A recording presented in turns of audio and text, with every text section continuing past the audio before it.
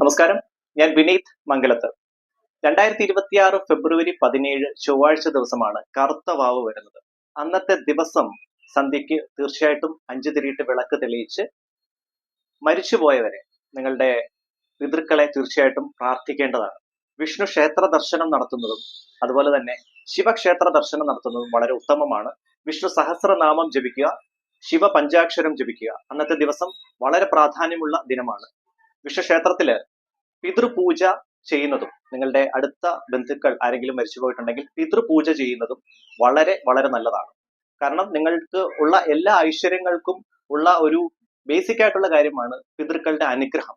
ആ അനുഗ്രഹം നേടിയെടുക്കാൻ സഹായകരമാവുന്നതാണ്. അപ്പം അന്നത്തെ ദിവസം കുളിച്ച് ശുദ്ധിയായിട്ട് പൂർണ്ണമായിട്ട് മത്സ്യമാംസാദികളെല്ലാം ഒഴിവാക്കി പിതൃക്കളെ പ്രാർത്ഥിക്കുന്നതും വിഷ്ണു സഹസ്രനാമം ജപിക്കുന്നതും പ്രാർത്ഥനയ്ക്ക് കൂടുതൽ പ്രാധാന്യം കൊടുക്കുന്നതും വളരെ ഉത്തമമാണ്.